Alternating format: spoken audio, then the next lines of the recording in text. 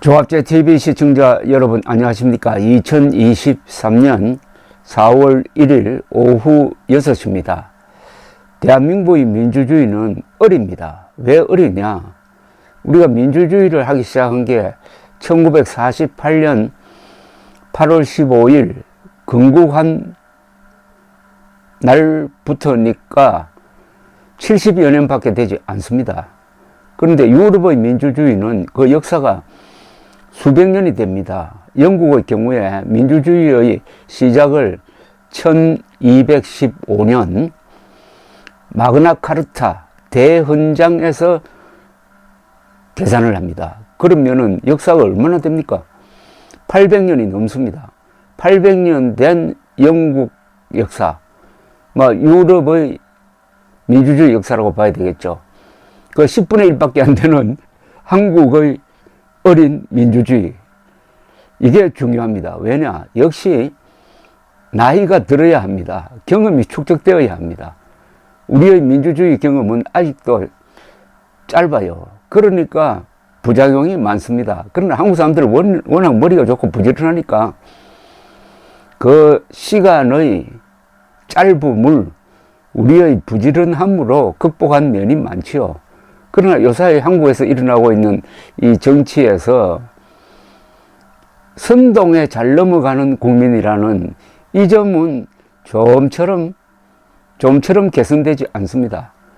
민주주의라는 것은 투표를 통해서 국민들이 정권을 선택하는 게 핵심인데, 국민들이 선동에 속아서 간첩을 대통령으로 뽑는다든지 사기꾼을 대통령으로 뽑는다든지 정과 사범을 대통령으로 뽑는다든지 하면은 위험합니다.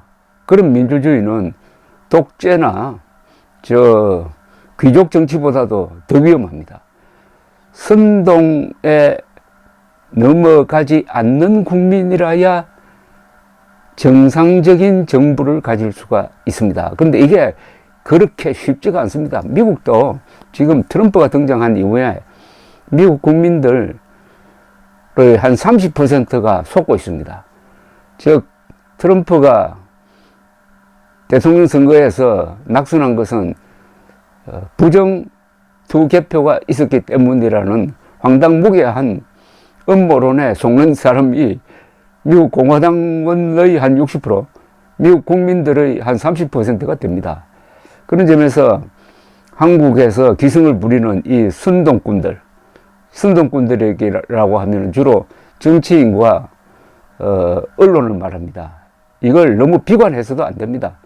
다만 이런 사실이 있다는 것을 알고 우리는 속지 않아야 된다. 속지 않으려면은 어떻게 국민들을 속이는지를 딱 들여다보면은 알 수가 있습니다. 요걸 알아야 됩니다.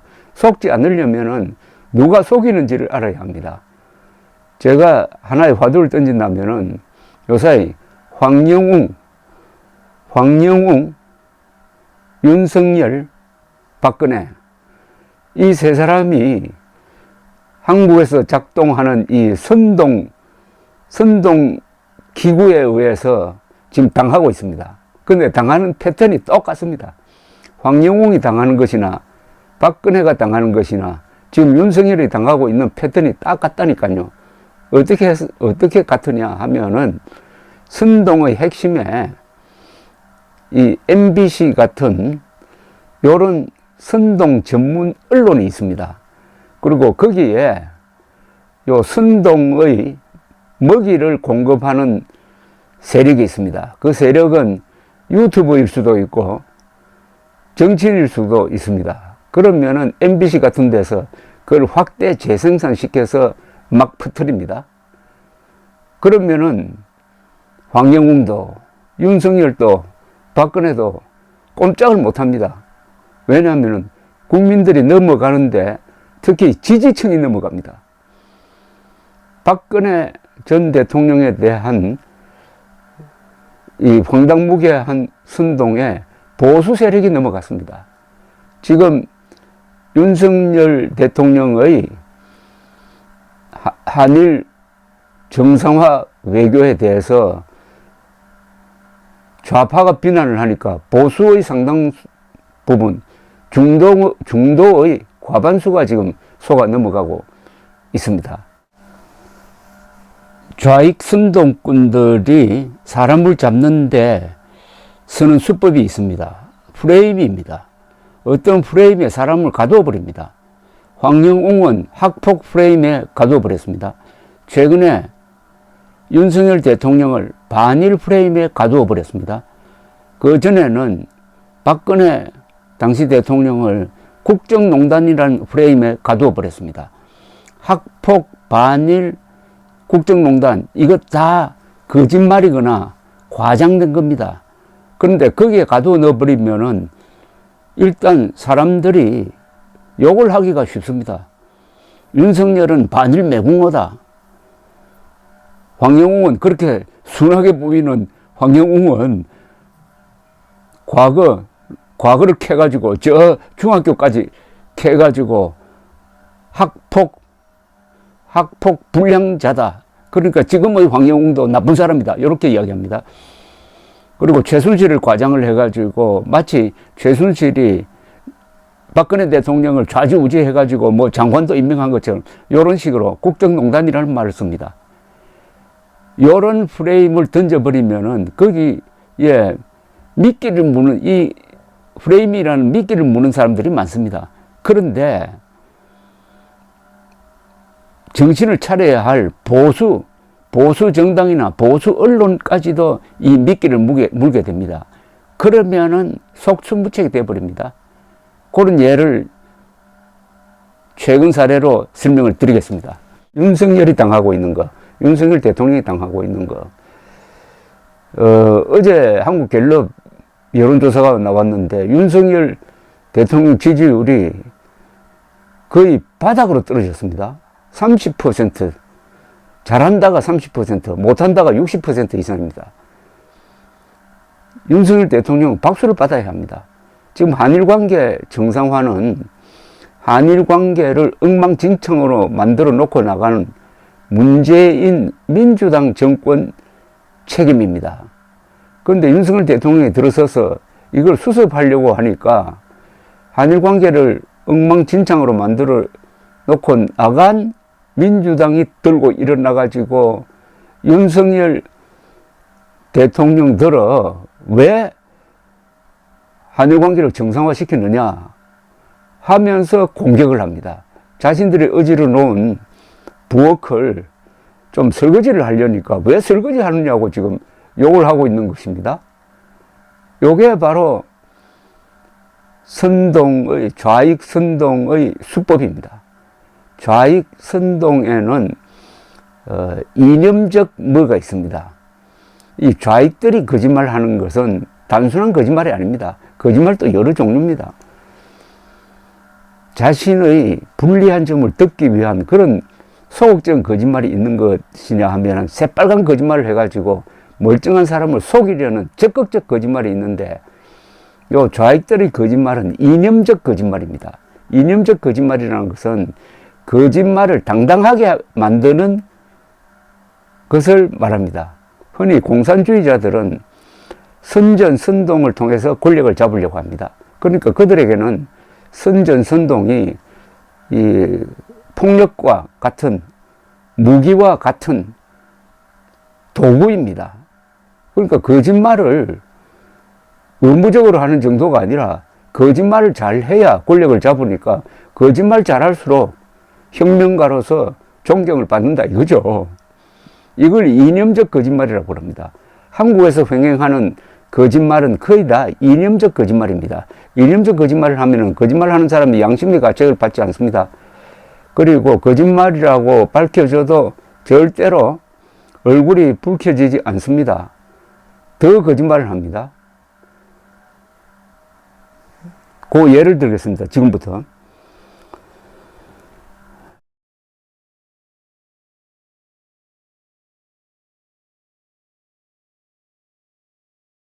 윤석열 대통령의 역사적 결단으로 한일 관계가 정상화되었는데 지지율은 떨어지고 있습니다. 좌익과 언론이 합세한 선동 기구가 작동을 해가지고 국민들을 속인 때문입니다. 국민의힘은 이런 종류의 선동에는 방어 능력이 거의 전무합니다. 정부도 대통령의 결단을 제대로 알리지 못해 좋은 일하고도 지금 욕을 먹고 있습니다. KBS는 지난 28일자 뉴스에서 이런 제목으로 보도를 했어요. 이재명 다운표하고 독도 이퀄 일본 땅 이야기하면 박차고 나와야 하는 게 대통령이란 제목으로 보도를 했습니다. 이건 거짓말입니다. 그러니까 마치 일본 수상이 정상회담을 하는 자리에서 윤석열 대통령에게 독도는 일본 땅이라고 했다는 인상을 줍니다. 그런 이야기를 한 적이 없어요. 그런데 이재명이 그런 주장을 했다고 해서 이재명의 말이 거짓말인 줄 알면서도 KBS가 이런 제목을 붙여준 거는 KBS가 이재명의 거짓말을 널리 알려주는 공범이 되고 있다는 이야기입니다. 윤 대통령에게 일본의 어느 누구도 독도는 일본 땅이라는 이야기를 한 적이 없단 말입니다. 그런데 왜 이런 제목을 붙입니까? 이재명 독도가 일본 땅이라고 이야기하면 박차고 나와야 하는 게 대통령이다. 멀쩡한 거짓말인 줄 알면서도 이렇게 선전을 하면 보통 사람들은 속을 수밖에 없지 않습니까? 더불어민주당 이재명 대표는 독도가 일본 땅이다. 교과서에 독도를 싣겠다라고 하면 무슨 소리냐며 박차고 나와야 하는 것이 대한민국 대통령 아니냐고 말했다는데, 아니 일본 수상이 그런 이야기를 한 적이 없는데 이렇게 살짝 가정법으로 이렇게 거짓말을 섞는 겁니다. 거짓말을 대놓고 하지 않습니다. 거짓말을 여러 가지 장치로서 그럴듯하게 보이게 해놓고 사실인 것처럼 해가지고 이재명처럼 이렇게 이야기를 하면은 KBS는 언론의 특히 공영방송의 원칙에 따라서 그것이 사실인지 검증을 해보고 그리고 전할 때도 공평하게 전해야 되는데 이걸 사실로 인정하고 이재명의 새빨간 거짓말을 사실로 인정하고 보도해준 KBS야말로 선동의 왕초입니다. 이 대표는 그날 경남 창녕군에서 진행한 4월 5일 보궐선거 지원 유세에 나와가지고 상대방은 독도 이야기를 했다는데 이쪽은 감감무소식이라면서 전형적 선동을 했습니다. 아니 상대방은 해보니까 이거는 일본 총리가 했다는 뜻인데 그런 이야기를 하지 않았는데 그런 이야기를 했다고 거짓말 해놓고 우리는 거기에 대해서 무대응하고 있는 것처럼 이렇게 선동을 한 겁니다. 아니 일본 총리가 독도는 우리 땅이라고 하면은 윤석열 대통령이 거기 가만히 있을 사람입니까? KBS는 이재명 대표가 멍게 수입하라고 했느냐 안 했느냐, 멍게 이야기 안 했다는데 그럼 해삼 이야기 했느냐, 정상회담 의제로 논의한 바가 없다는데 의제 말고 이야기를 했느냐, 국가의 운명과 국민의 삶을 놓고 말장난을 하느냐고 따졌다고 전했는데 이게 도대체 무슨 이야기입니까? 윤석열 대통령이 일본 수산물 수입해달라는 이야기를 들었지만 그 자리에서 딱 잘라서 거절했는데 그런 것을 이런 말장난으로 덮어 씌워버립니다. 멍게 수입하라고 했느냐 안 했느냐, 멍게 이야기 안 했다는데 그럼 해삼 이야기 했느냐, 요게 아주 악질적인 교묘한 거짓말입니다. 완전히 가공의 상황을 만들어 놓습니다. 멍게 해삼 이렇게 나오면은 일본 총리가 정말 이렇게 이야기했겠구나, 일본 정치인이 이렇게 이야기했겠구나, 이렇게 구체적으로 나오니까 그렇게 믿도록 만들려는 미끼인 거죠. 그래 놓고 끝에다가 국민의 삶을 놓고 말장난을 하느냐 하면은 아주 이재명이가 비분 관계해가지고 무슨 독립운동 하는 것처럼 딱 속아 넘어가기 좋게 말하는 것, 이재명식 거짓말입니다. 그러니까 제가 여러 번 말씀드리지만은 이재명, 민주당, 문재인, 북한 노동당 그리고 김정은의 말은 무조건 거짓말이라고 생각해야 됩니다. 여기 MBC를 더 보태면은 이들의 말은 설사 진실이 있다 하더라도 일단 거짓말로 간주하고 그 다음에 요거는 그래도 사실이구나 이렇게 나와야지 믿으면 큰일 납니다. KBS는 이어서 이렇게 또 이재명의 선동을 전해줍니다. 목숨을 바쳐 3.1운동을 일으킨 사람이 있는 반면에 국가의 자존심을 갖다 버리고 국민들에게 방사능에 오염된 후쿠시마 농산물을 먹여도 좋다는 사람도 있다. 어떤 사람이 나라의 미래와 국민의 안전을 책임지겠느냐? 이거 완전히 거짓말합니까? 아니, 우리나라 정치인 중에 특히 윤석열 대통령이 후쿠시마 농산물을 국민들에게 먹여도 좋다고 한 적이 있습니까? 적이 있다고 해놓고 막 이렇게 욕을 하지 않습니까? 왜 이런 보도를 KBS가 해주느냐 이거죠. 방송통신위원회 지금 뭐 하고 있습니까?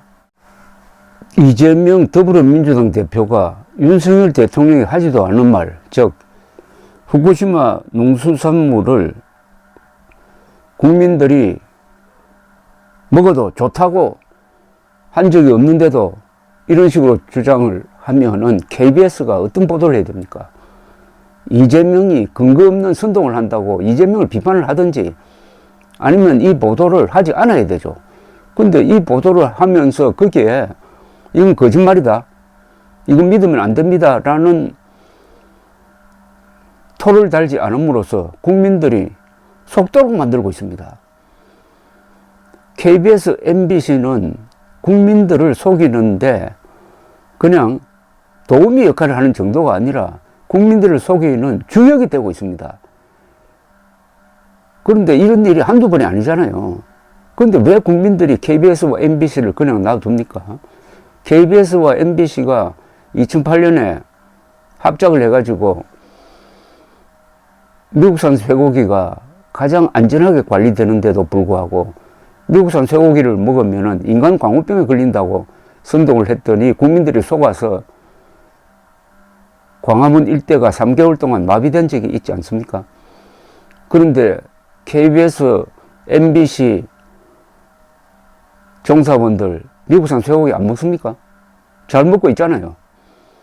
그런데 국민들은 이 선동질을 해가지고 국가를 해친 자들을 제대로 응징을 하지 못했습니다. 그러니까 거짓말을 하면은 반드시 거기에 대한 대가를 치르도록 하는 나라가 그게 문명국가입니다. 우리나라는 거짓말을 한 죄값을 묻지 않는 나라입니다. 그러니까 거짓말쟁이들이 천국이 되고 말았습니다. 그 중심에 KBS와 MBC가 있습니다. 이재명은 대한민국이 일본의 무력 점거를 당했던 시기와 북한이 남침한 시기에 얼마나 큰 차이가 있느냐. 단 5년이다. 역사의 시각으로 보면 거의 동시에 벌어진 일이다. 그런데 북한은 대비하면서 왜 일본은 대비하지 않느냐. 이게 도대체 무슨 이야기입니까? 아니, 남침한 북한과 지금의 일본을 그럼 똑같이 적으로 상대해야 된다는 이야기입니까?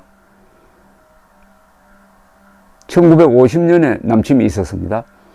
1945년에 해방이 되었습니다.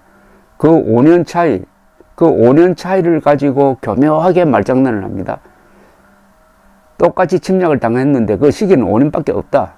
그런데 왜 북한만 미워하고 일본을 미워하지 않느냐는 그런 뜻입니다. 아니, 1945년 이전의 일본은 군국주의고 제국주의고 그래서 벌을 받았잖아요. 그 뒤에 일본이 달라졌잖아요. 자유민주국가로 바뀌었잖아요. 우리는 또 독립을 했잖아요. 나라를 만들었잖아요. 그러면 그런 일본과 우리는 경쟁하면서 서로 친하게 지내야 되는데 이재명은 이렇게 해놓고 마치 지금의 일본이 45년 이전의 일본처럼 군국주의다, 이런 인상을 심으려고 이런 말장난을 하는 겁니다. 그러면은 KBS가 이런 뻔한 거짓말을, 선동을 보도하지 않아야죠. 그리고 보도할 것 같으면은 이런 저의 설명을 곁들여야 국민들이 속지 않게 되는 것 아니겠습니까? 대충 이 정도로 하겠습니다. 황영웅 사건도 감아보면은 윤석열, 박근혜 두 사람이 당하는 것과 똑같은 구조입니다. 즉, 황영웅이 학폭을 했다라고 프레임을 하나 만듭니다. 학폭을 했다고 주장하려면은 기록이 있어야 됩니다. 학적부가 있지 않습니까? 학교에서 폭력을 행사해가지고 퇴학을 당했다든지 정학을 당했다든지 그런 기록이 있어야 될 것 아닙니까? 일방적 주장을 유튜브와 MBC가 그냥 전해주면서 검증을 하지 않습니다. 검증을. 이게 사실이냐 해가지고 검증을 하지 않고 그걸 일방적 주장을 퍼뜨립니다. MBC의 경우에는 일방적 주장을 퍼뜨리기 위해서 어떤 기법까지 이용하느냐 하면은 드라마적 기법까지 이용해가지고 황영웅의 역할을 하는 배우를 하나 만들어가지고 이 배우가 나쁜 행동을 하는 걸 보여줍니다. 그래 놓고 이게 드라마라고 하지 않고 실화 탐사대라고 합니다. 실화 탐사대에 왜 드라마가 등장합니까? 요게 바로 진실과 거짓말을 뒤섞어 가지고 전체를 사실인 것처럼 만들려고 하는 좌익적인 수법이죠. 여기에 누가 또 넘어가느냐. 메이저 언론이 MBC나 유튜브의 선동을 검증하지 않고 또 거기에 편성해 버립니다. 그러면은 유튜브의 앵무새 역할을 MBC가 하고 MBC의 앵무새 역할을 메이저 언론이 하면은 거대한 선동 기구로서의 언론이 작동하게 되는 겁니다. 이게 황영웅이라는 한 개인을 짓밟고 있습니다. 학폭보다 더 무서운 언론의 폭력, 언폭이 지금 이루어지고 있는데 이런 패턴이 윤석열을 공격하는데 과거에 박근혜를 공격하는데 똑같이 작동했고 여기에는 이념적 거짓말을 하는 좌익 세력이 그 핵심에 있다. 좌익 세력은 거짓말을 하는 데 대해서 양심의 가책을 절대 느끼지 않고 오히려 속으로 이것은 권력 쟁취를 위해서 또는 권력 유지를 위해서 꼭 필요한 우리의 권리다라고 생각한다는 겁니다. 거짓말을 부끄럽게 생각하지 않고 권리라고 생각하는 자들이 언론과 정치권에 뿌리를 내리고 있다는 이 사실을 우리가 알아야 합니다. 정당과 언론이 합작한 그 정당도 좌익 정당과 좌익 언론이 합작한 거짓말에 어떻게 대응할 것이냐 하는 것이 가장 중요한 한국의 국가적 과제입니다. 이건 안보 문제입니다. 여기에 속아 넘어가서 간첩을 국회의원이나 대통령을 뽑으면은 우리는 총 한 방 쏘지 않고 김정은 치하로 들어가게 됩니다. 이 선동의 문제는 안보 문제라는 것을 직시하고 우리 국민, 시청자 한 분 한 분이 어떻게 하면 안 속을 것이냐, 이 비판적 눈을 가져야 합니다. 제가 가장 주력하는 게 저의 언론 매체, 조갑제닷컴과 조갑제TV를 통해서 주력하는 게 어떻게 하면 안 속는 국민을 만들 것이냐, 이겁니다, 바로. 저의 황영웅 관련 방송은 그런 점에서 아주 정치적 사안이라고 할 수 있습니다. 감사합니다.